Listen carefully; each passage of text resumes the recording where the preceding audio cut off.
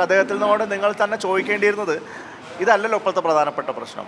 ഇന്നലെ നടന്ന അല്ലെങ്കിൽ ഈ അടുത്ത ദിവസം നിങ്ങളുടെ മുഖ്യമന്ത്രി നടത്തിയ പ്രസ്താവനയോട് അന്ന് ഈ LDF സ്ഥാനാർത്ഥി പ്രതികരിച്ചിരുന്നോ? അദ്ദേഹം മലപ്പുറത്തുകാരനാണല്ലോ. മലപ്പുറത്തെക്കുറിച്ച് വേറെ ആർക്കെങ്കിലും തെറ്റിദ്ധാരണ ഉണ്ടെങ്കിൽ, മുഖ്യമന്ത്രിക്ക് തന്നെ തെറ്റിദ്ധാരണ ഉണ്ടെങ്കിൽ അത് തിരുത്തി കൊടുക്കാനുള്ള ഉത്തരവാദിത്തം നിലമ്പൂരുകാരനാണെന്ന് അവകാശപ്പെടുന്ന അദ്ദേഹത്തിൻ്റെ ഏറ്റവും അടുത്ത സഹപ്രവർത്തകനല്ലേ? അപ്പോൾ ഈ മുഖ്യമന്ത്രി മലപ്പുറത്തെക്കുറിച്ച് നേരത്തെ നടത്തിയ പരാമർശം പ്രതിപക്ഷ നേതാവും അതോടൊപ്പം തന്നെ KPCC പ്രസിഡന്റും KC വേണുഗോപാലൊക്കെ ഉന്നയിച്ചിരുന്നു. ഇന്ന് സ്വരാജ് അതിന് നൽകിയ ഒരു മറുപടി എന്ന് പറയുന്നത് മലപ്പുറം ജില്ലാ രൂപീകരണത്തെ എതിർത്തത് കോൺഗ്രസ് ആണ്, അന്ന് ആര്യാടൻ മുഹമ്മദ് ഉൾപ്പെടെയുള്ള ആളുകൾ വഴിക്കടവുന്നൊരു യാത്ര നടത്തിയതിനെക്കുറിച്ചൊക്കെ അദ്ദേഹം ഓർമ്മിപ്പിക്കുന്നുണ്ട്. അല്ല, ആര്യാടൻ മുഹമ്മദും ആ നിലപാട് സ്വീകരിച്ചതിന് ശേഷം ഈ LDF തന്നെ അദ്ദേഹത്തെ പിന്തുണച്ചല്ലോ. അദ്ദേഹത്തെ ആദ്യമായിട്ട് മന്ത്രിയാക്കിയത് കോൺഗ്രസ്, ഞങ്ങളല്ലല്ലോ, UDF അല്ലല്ലോ. LDFിനൊപ്പം ആൻ്റണി കോൺഗ്രസ് നിൽക്കുന്ന സമയത്താണ്. നായനാർ മന്ത്രിസഭയിലാണല്ലോ ആര്യാടൻ സാർ ആദ്യമായിട്ട് മന്ത്രിയാവുന്നത്. അപ്പോൾ ഇവരുടെ പ്രശ്നം ഇതാണ്. ഇന്നുള്ളൊരു കാര്യം ചോദിച്ചു കഴിഞ്ഞാൽ ഇവർ 50 കൊല്ലം മുമ്പത്തെ 70 കൊല്ലം മുമ്പത്തെ കാര്യം പറഞ്ഞിട്ടാണ് മറുപടി പറയുക. ഇവിടുത്തെ ഒരു കാര്യം ചോദിച്ചു കഴിഞ്ഞാൽ അതിന് മറുപടി പറയില്ല. പലസ്തീനിലെ കാര്യം ചോദിച്ചാൽ അവർ മറുപടി പറയും. ഈ ഇരട്ടത്താപ്പ് അവസാനിപ്പിക്കണം എന്നുള്ളതാണ് പറയാനുള്ളത്.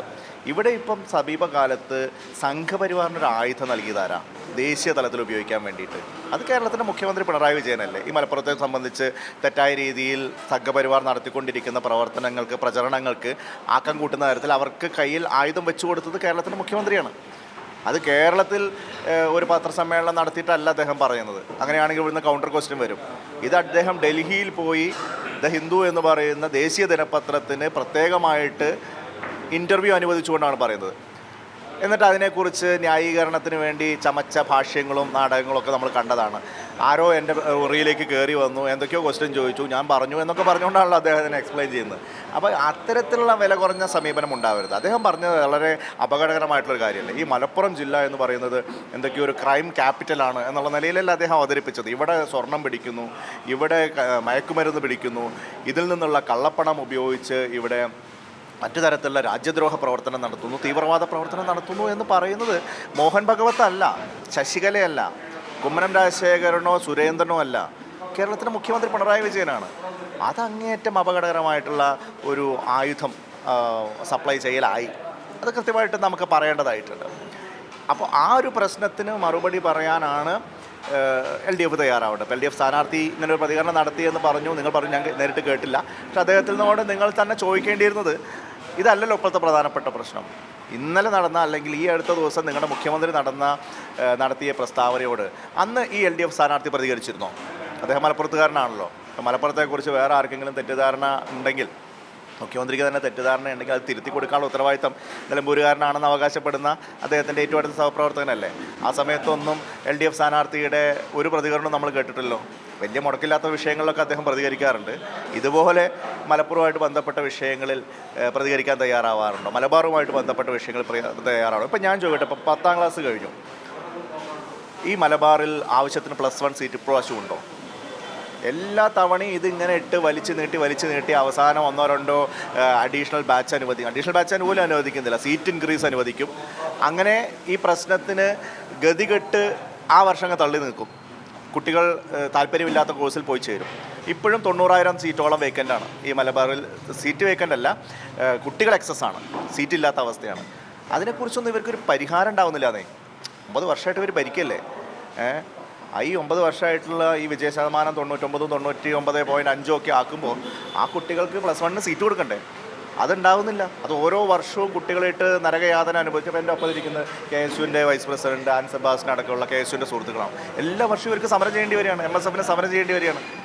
SFI പോലും കഴിഞ്ഞ തവണ ഒരു ഘട്ടം കഴിഞ്ഞപ്പോൾ സമരത്തിന് ഇറങ്ങേണ്ടി വന്നു. ഇപ്രാവശ്യം പരിഹാരമുണ്ടോ?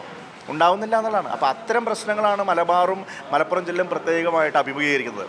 അത് പരിഹരിക്കാനുള്ള ഉത്തരവാദിത്തം 9 വർഷമായിട്ട് ഭരിക്കുന്നവർക്കാണ്. അത് നടക്കുന്നില്ല. ഒറ്റ ചോദ്യം കൂടി. ഇപ്പോൾ ഈ AICC general secretary KC Venugopal ഈ പെൻഷൻ വാങ്ങുന്നതുമായി ബന്ധപ്പെട്ട് പറഞ്ഞത് അത് കൈക്കൂലിയായി കൊടുത്ത് വോട്ട് പിടിക്കുന്നു എന്ന് പറഞ്ഞത് ഇടതുപക്ഷം വലിയ തോതിൽ ആയുധമാക്കുന്നുണ്ട്. ഇപ്പോൾ ഇടതുപക്ഷത്തിൻ്റെ ക്യാമ്പയിൻ്റെ പ്രശ്നം ഇതാണ്. മൂർത്തമായിട്ടുള്ള പ്രശ്നങ്ങളോട് ആ നിലയിൽ പ്രതികരിക്കില്ല, അതിന് കൃത്യമായിട്ടുള്ള ഉത്തരം നൽകില്ല. ഏതെങ്കിലും ഒരു വാക്കിനെ വ്യാഖ്യാനിച്ച് വൈകാരികവൽക്കരിച്ച് ആ ഒരു ഇമോഷണൽ മെലോഡ്രാമ കളിക്കുകയാണ്. ഇപ്പം KC വേണുഗോപാൽ പറഞ്ഞത് എന്താ, വളരെ കറക്റ്റ് തന്നെയല്ലേ. ഈ ഇലക്ഷൻ വരെ ഇവർ കുടിശ്ശികയാക്കി വയ്ക്കും. ഇലക്ഷനെ അടുപ്പിച്ച് 2-3 മാസത്തെ ഗഡുക്കൾ ഒരുമിച്ച് കൊടുക്കും. അതാണല്ലോ വിഷയം. അതിപ്പോൾ ഇപ്രാവശ്യം അല്ലല്ലോ, ഇതിനു മുമ്പ് നടന്ന ഇലക്ഷനും നമ്മൾ കണ്ടിട്ടുണ്ട്. കഴിഞ്ഞ നിയമസഭാ തെരഞ്ഞെടുപ്പ് സമയത്ത് ഈ അവസാനം 2 ഗഡുക്കൾ ഒരുമിച്ചാണ് കൊടുക്കുന്നത്. ഇലക്ഷൻ്റെ ഒരാഴ്ച മുമ്പ് 2 ഗഡു ഒരുമിച്ച് കൊടുക്കുമ്പോൾ അത് ഇലക്ഷൻ ഫലത്തെ സ്വാധീനിക്കുന്ന ഒരു കാര്യമാണ്. പക്ഷേ പെരുമാറ്റച്ചട്ടത്തിൽ വരില്ല, കാരണം ഇത് നേരത്തെ മുതൽ ഉള്ളതാണ് എന്ന് പറഞ്ഞുകൊണ്ട് ന്യായീകരിക്കാൻ പറ്റും, ഇലക്ഷൻ കമ്മീഷന് മുമ്പിൽ ന്യായീകരിക്കാൻ പറ്റും. പക്ഷേ ഫലത്തിലെന്താ, ഇലക്ഷൻ കമ്മീഷൻ എന്തുകൊണ്ടാണോ ഈ പെരുമാറ്റച്ചട്ടമൊക്കെ വെച്ചിട്ടുള്ളത്, ആ പെരുമാറ്റച്ചട്ടത്തിൻ്റെ വിരുദ്ധമായിട്ടുള്ള രീതിയിലാണ് കാര്യങ്ങൾ വന്നിട്ടുള്ളത്. അതിൻ്റെ ഉദ്ദേശശുദ്ധിയെ പരാജയപ്പെടുത്തുന്ന തരത്തിലാണ് ഈ സംഭവം വരുന്നത്. അപ്പോൾ അങ്ങനെയല്ലല്ലോ. ഇപ്പോൾ പെൻഷൻ കുടിശ്ശിക ഉണ്ട് എന്നുള്ളൊരു യാഥാർത്ഥ്യമല്ലേ. ആ പെൻഷൻ കുടിശ്ശിക കൃത്യമായിട്ട് പെൻഷൻ കൊടുത്തിരുന്നെങ്കിൽ ഉണ്ടാവില്ലല്ലോ. അതായിരുന്നല്ലോ ഇവരുടെ ഏറ്റവും വലിയ ഇലക്ഷൻ വാഗ്ദാനം. LDFൻ്റെ ഇപ്പോൾ 100-900 വാഗ്ദാനങ്ങൾ എന്നൊക്കെ പറഞ്ഞ് ഇവർ പ്രചരിപ്പിക്കേണ്ടത് 4-ാം വർഷത്തിൽ. അതിലെ ഏറ്റവും പ്രധാനപ്പെട്ട വാഗ്ദാനം എന്തായിരുന്നു? പെൻഷൻ 1600 നിന്ന് 2500 ആക്കി വർദ്ധിപ്പിക്കുന്നതായിരുന്നു. 4 വർഷം മുമ്പത്തെ ഇലക്ഷൻ വാഗ്ദാനമാണ്, നമ്പർ 1 വാഗ്ദാനമാണ്. 4 വർഷമായിട്ടും 1600 നിന്ന് 1 രൂപ പോലും വർദ്ധിപ്പിച്ചില്ല. അത് വേറെ വിഷയം. ഇനി വർദ്ധിപ്പിക്കേണ്ട, ഉള്ള സംഭവം തന്നെ കൃത്യമായിട്ട് കൊടുത്തൂടെ? അത് കൊടുത്തിട്ടില്ലല്ലോ. അത് കൊടുക്കാതെ കുടിശ്ശികയാവുന്നതുകൊണ്ടാണല്ലോ ഈ പ്രശ്നങ്ങൾ വരുന്നത്. അപ്പോൾ ഇലക്ഷൻ സമയത്ത് 2-3 ഗഡു ഒരുമിച്ച് കൊടുക്കുക എന്ന് പറയുമ്പോൾ അത് വോട്ടർമാരെ സ്വാധീനിക്കുന്ന ഒരു ഘടകമാണ്. അതാണ് KC വേണുഗോപാൽ പറഞ്ഞത്. അപ്പോൾ അതിനെ വേറെ രീതിയിൽ വൈകാരികവൽക്കരിച്ച് 63 ലക്ഷം ആളുകളെ അപമാനിക്കുകയാണ്, ആനയാണ് ചേനയാണെന്നൊക്കെ പറയുന്നത് അത് ഇവരുടെ സ്ഥിരം തന്ത്രമാണ്. എന്തായാലും വിവിധ വിഷയങ്ങളാണ് തെരഞ്ഞെടുപ്പ് പ്രചരണത്തിൻ്റെ ഭാഗമാകുന്നത്. ഇനി വരും ദിവസങ്ങളിലും ഈ വാദപ്രതിവാദങ്ങൾ കൂടുതൽ സജീവമാകും. ജിഷ്ണു മീനങ്ങാടിക്കൊപ്പം സാജിദ് ഇസ്മൽ, മീഡിയ 1, നിലമ്പൂർ.